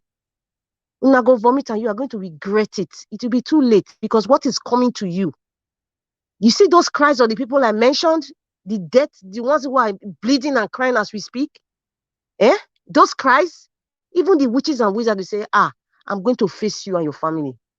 Be very careful. The choices we make today will affect us tomorrow. Be very careful. It's better you don't even talk about Agbado or Mikano and just focus on Peter the Rock Obi. Focus on him, because this is the only man. He's qualified in all ramifications. In fact, he's overqualified. If you want to talk about overqualification compared to these two, I'm not saying other people in Nigeria do not have other qualifications better than Peter the Rock Obi. No, there are many other people, but God chooses who he wants to choose. You have no say, I have no say. I believe God has chosen Peter the Rock Obi. Looking at his life, looking at his political life, see where he landed today. He can't even control what is going on. It is divine. What is going on is divine. So you stand for evil or you stand for good. Don't sit on the fence. Pick one. Let us know where you stand. Pick one. For those who are standing on the evil, it's time for you to repent. It's less than 100 days for you to repent. Time is ticking. Time is ticking. Those of you, some people woke up this morning. Yesterday, they were praising Agbado and Mikano yesterday. This morning, they didn't wake up. It was too late. It was too late. There's still time. There's still time. We have to start strategizing. I have spoken to the conscience to the best of my ability, to people who are sitting on the fence or undecided. This is time for you to decide. Now, going forward, please, they said December 12th is to collect your PVC. I have called my family members, friends, people that I know that haven't collected. Please go and collect your PVC on the 12th. If it means that you send them money for transport or send them something, this is for transport, though, not Christmas money, because no Christmas money for anybody until after 25th of February 2023. That is my advice. So please advise them to go and collect their PVC. Encourage them. Let me use the word of Nigeria Watch. Encourage them on December 12th to go and pick their PVC. I'm not interested in CBN policy Whatever tricks they want to do, God is going to prevail. God's word is what stands. And God's word, I believe, is Peter the Rock Obi. It will stand. But we have to do the work. God has given us the ability. We got to do the work. He has given us the tools. We got to do the work. Thank you. Thank you so much, Madam Rita, for speaking to us and speaking to the conscience of people. I think we really needed to hear that because what is going on right now is serious in Nigeria. It's very serious. Thank you once again. I want to say a very big thank you to Mr. Alexander Gomez and Mr. Pansat again. You guys have done it for us again today. Thank you so much, Mr. Alexander and Mr. Pansat. Thank you. God bless your pocket. God bless you. Let's move straight to Bernice. Madam Bernice, good evening to you. Thank you for joining us again today. Yeah, good evening. It's my pleasure, and I'm so happy to join you guys again. I was walking, but I had to stop to just put some little contribution. First of all, I want to say kudos to you guys. I'm so happy with what you're doing. All the super chat people, Omoye's Corner, Rita, you guys. I always listen to you guys and you talk so well. Then Kachi, who is the anchor lady there, thank you so much. And Niger Watch. So I just want to say some few things. Yesterday, I talked about how these people, concerning the Chatham House, I talked about how they want to repeat history. It is unfortunate that in our country, history was removed from our curriculum, from schools. I don't know why, but they know why. For people not to know what is happening in the country. You know, in 1914, there was a contract between the British people and the Northern Emirates. And I believe through Tinubu, they want to do that again. If we go and study more about the Chatham House, we will know what they are up to.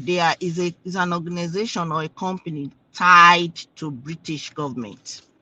That's about the Chatham House. But I believe, like what Rita said, these people, no matter what they are putting on, they cannot succeed. Peter Obi the Rock is already a winner. I have seen it. I said it yesterday in my dream that the leader is coming from the south.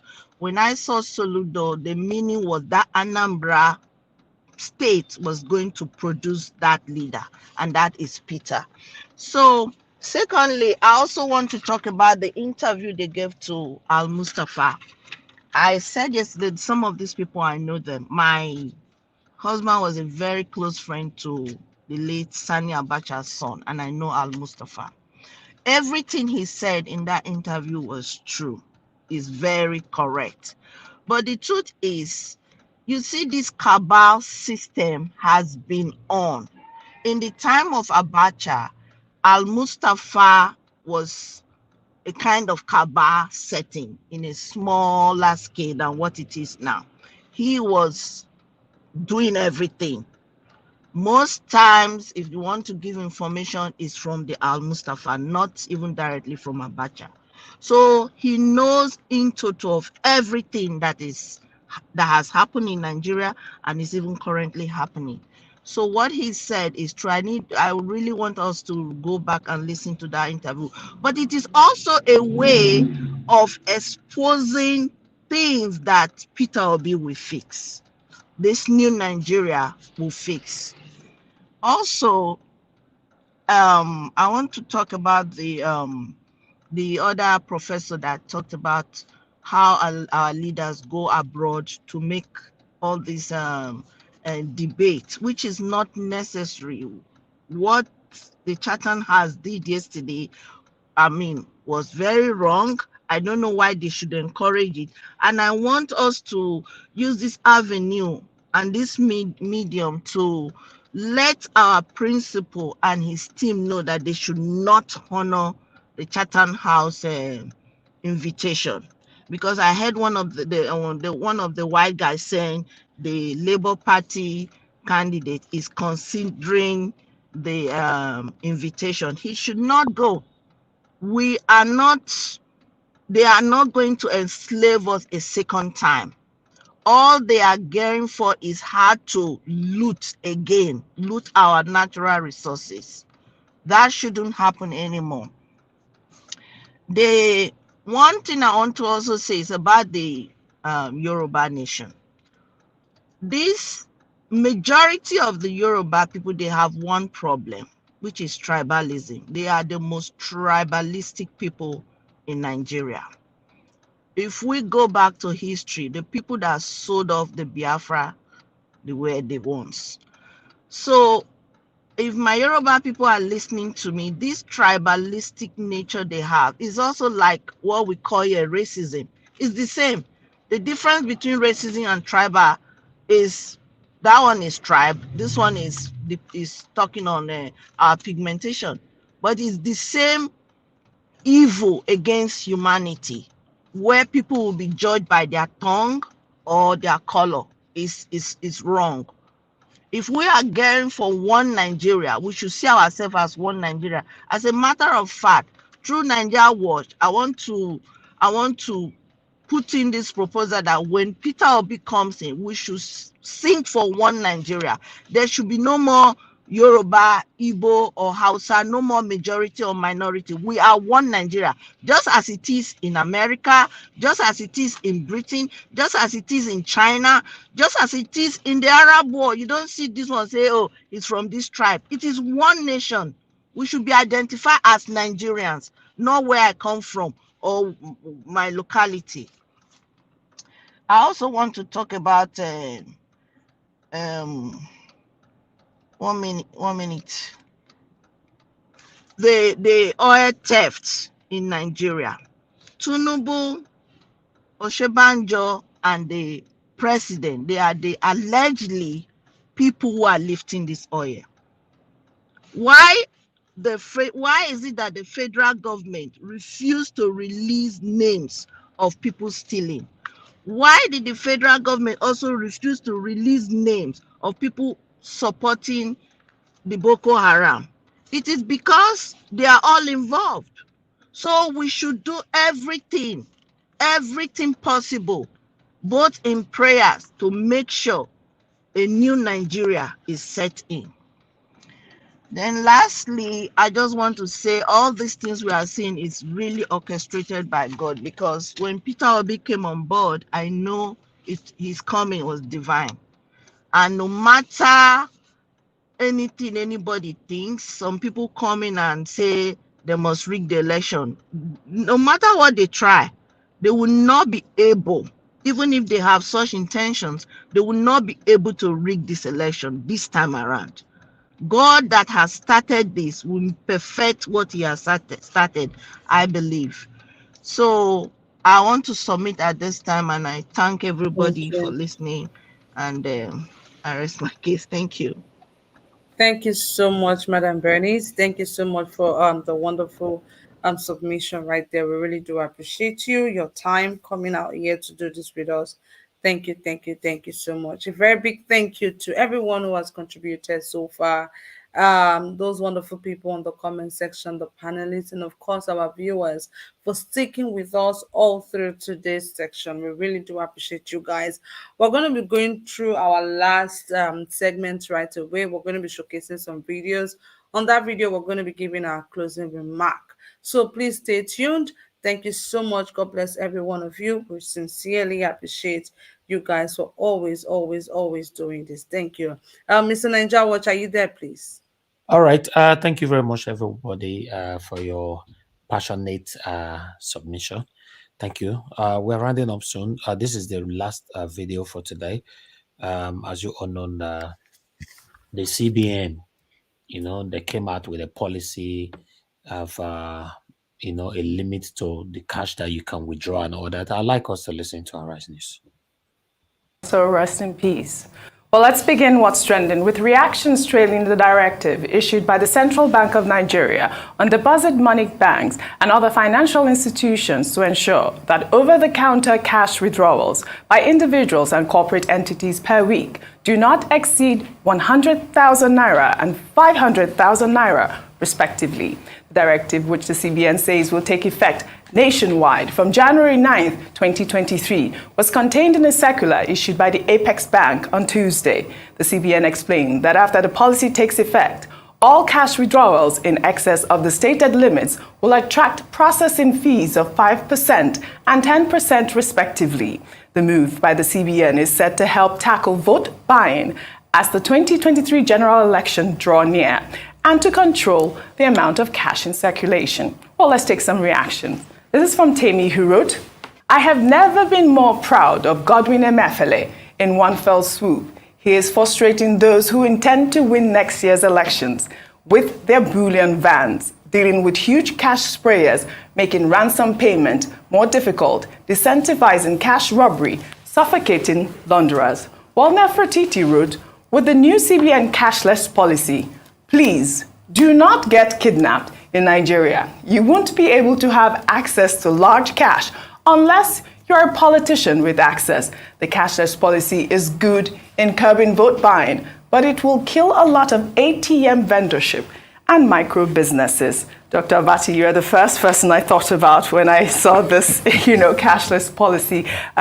circulating on social media because, as we call you, what do we call you? A dinosaur. You don't do cash transfer. Every time I see Dr. Abati, he has his checkbook, and I'm like, what are you doing? Don't worry. Yeah. I think eventually all of us will come round and begin to embrace electronic banking. Right. The policy of the CBN is to encourage financial inclusion, to encourage electronic banking, to promote the idea of cashless economy, to bring back into the vaults of banks the over 2.7 trillion out there, which the CBN governor disclosed in October, on October 26th to be precise, when he said there was 3.7 trillion in circulation. And they need to bring in the 2.7 trillion outside, which was the original idea behind. All right. Thank you very much, my people. We're going to stop that right there. Let's quickly take this. That is it for today. I want us to talk on this. As you all know, you can see that the CBN collaboration with Buhari, because according to what I'm hearing, is Buhari that is doing all this thing right now. For me, one way or the other, I think even the Buhari himself is even against Tinubu, but he's only doing what he's doing, or they choose him just to pay back of the previous goods, he have done. So, but meanwhile, let's move on now. CBN have truncated the amount that you can withdraw from a bank. Now, the maximum you can withdraw a day is 20,000 naira. Why the maximum you can withdraw from the bank or ATM, it doesn't matter anywhere you are withdraw. As long as withdraw is withdraw. The maximum you can withdraw in a week is 100,000 naira. But for the corporate account, you can withdraw a maximum of 500,000 naira a week. All right. So, my people, I'd like us to talk on this. Who is going to be affected that much? We understand that this is also going to affect banditries, kidnappers, and all that. But what about the commoners? So let's talk on this quickly with those that we have on screen, so we can round up. Anybody that's contributing right now, just know that you're doing your closing remark. Thank you. God bless you. Okashi, back to you. All right. Thank you, Mr. Ninja. I think the right question should be, what do you guys think about this? Do you think this particular thing makes sense? Because what about those people who do a lot of transactions, who do exchange and things like that? How is it going to affect the common man out there that relies on loads of cash to do their businesses? Did they factor all of this into this decision? Because I don't know what prompted this particular decision.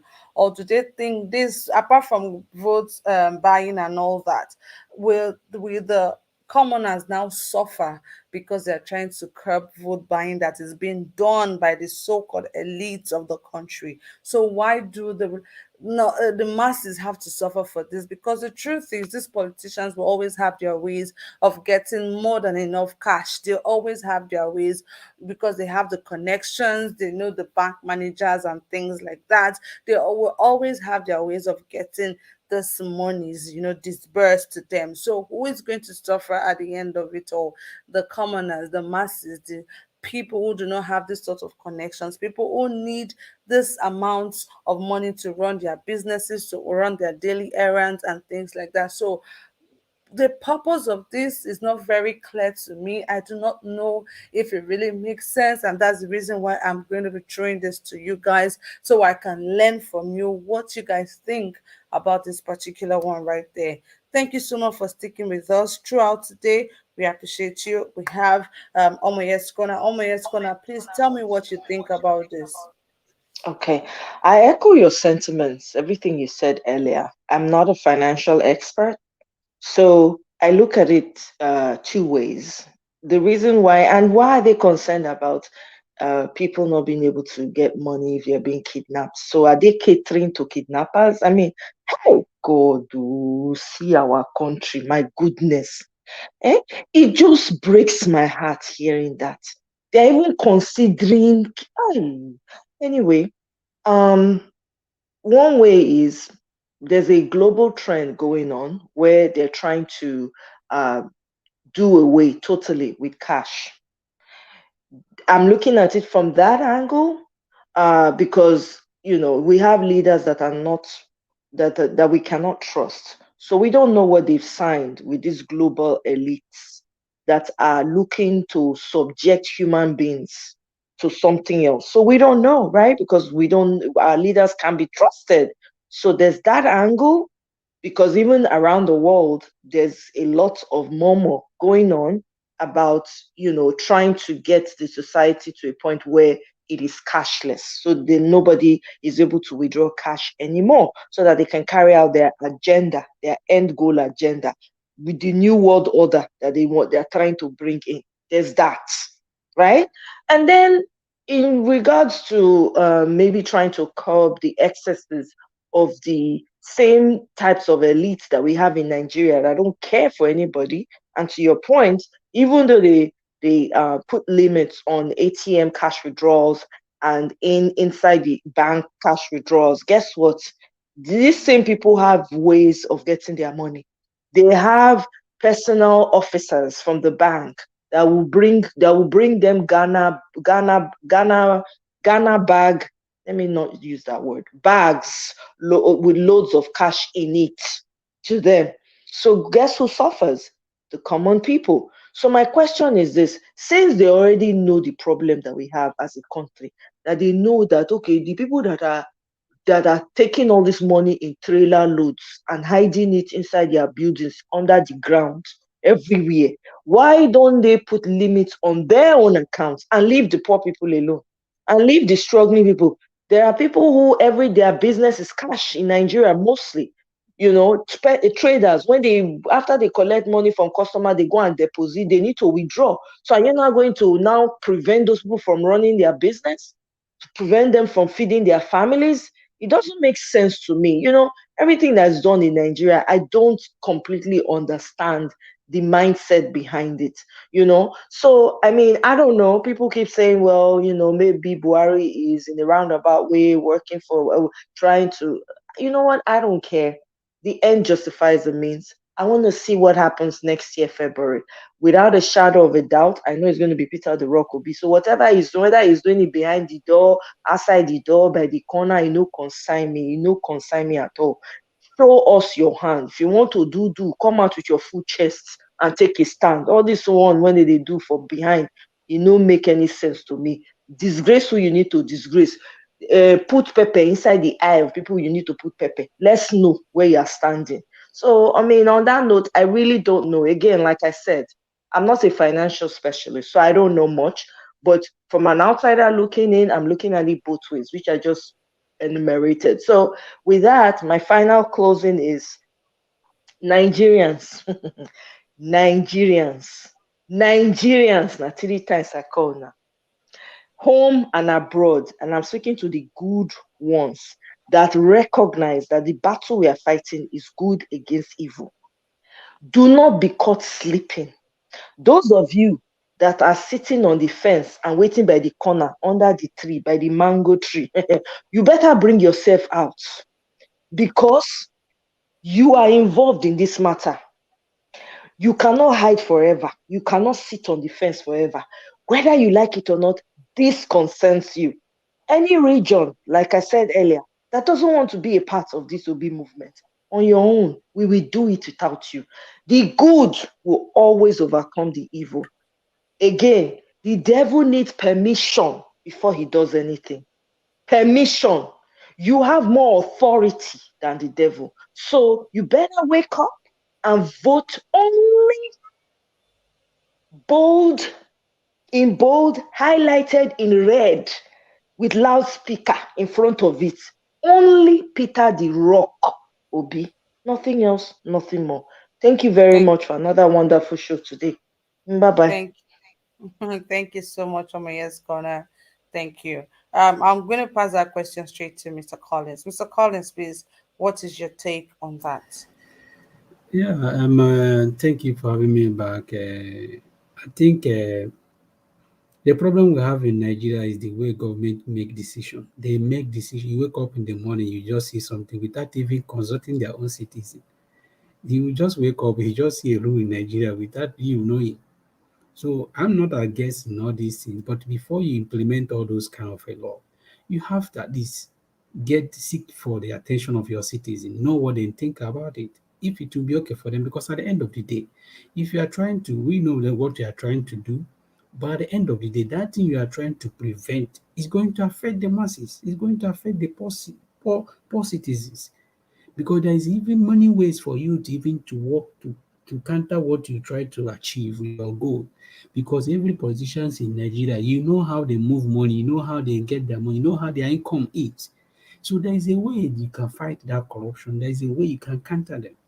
But not to, because you are trying to fight the politicians, you now want the civilians, the ordinary Nigeria, to suffer for their sins. So that is what gets me irritated when it comes to all this kind of law that always implements in Nigeria. It baffles me when the citizens don't even, they are nobody seek for their concern. You just wake up, you just see a law being implemented in Nigeria. So you begin to ask yourself, when did this one happen? Even the debate can't even happen in the Senate where people will hear it. At least there will be a hearing. People will hear about it. They will now know what Nigeria think about it. So everything about Nigeria, the leadership in Nigeria is just kind of, you wake up in the morning, you implement law. You wake up in the morning. You remember when they are saying they are going to ban pomo? What concern federal government in banning pomo? So many things more especially in this government. Pomo no be There's so many things. leather. No be the same pomo where other country they use do leather bags, leather With the shoes, leather similar, that is the belts, problem. and all those That is the things. problem. And the problem I have with the federal government is Nigeria. The most important thing that is facing average in Nigeria, they don't talk about it. Me and you were here. They are went to redesign money, want to redesign money. That money you spend it, if you can use it for your own citizen, even in the way, even this house strike alone, that money could have gone a long way. But they always do things that benefit them, not for average Nigeria. And to glorify all these things, you will see the same people they are trying to frustrate will be the people that will cheering for them. That is the problem I have. That's the problem I have with Nigeria citizens. So I don't have problem. Sometimes when you see things, when they implement laws in Nigeria, if the laws is good, I don't have problem. But before you implement it, at least try to see the concerns of the citizens. See what they thought about it. Their think what are their and their view on it. But you just wake up, you just boom. I just pray that at the end of the day, I believe that the real government, if Peter Obi and his team be able to emerge, they know moving forward if it's going to help Nigeria or is there any solution that is going to help Nigeria, they will provide it. But in terms of all this, it's going to affect some business because a lot of people do their business through their moving cash. So it's going to affect people a lot. It's going to affect a lot of Nigeria business. But at the end of the day, even the politician they are trying to frustrate is going to be the one making use of the hotel. They are going to be the one that everything is going to benefit. So I don't know what to say about this. It's just that we find ourselves in the situation of Nigeria. So The only sin that we committed because we're from Nigeria. So, and another thing I want to say, I just want to encourage every Nigerian that is coming this election. We have to do more. We have to do our best to make sure that at the end of the day, we have to make sure that our vote count. How can we make our vote count? By voting the right people, by coming out that they are standing for your vote. We can do it. Although most of us have done it before, we can still do it.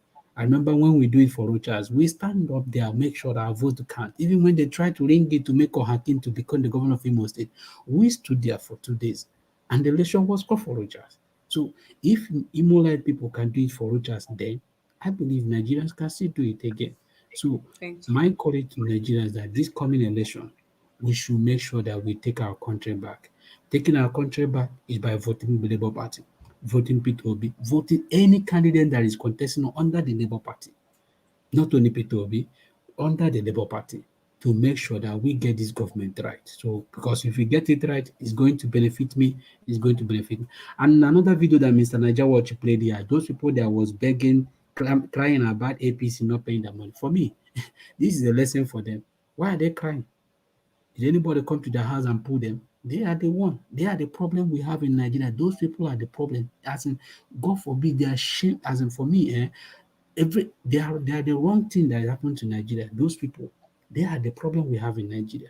So I'm happy that the PDP didn't even give them any money. So that would be a lesson for them.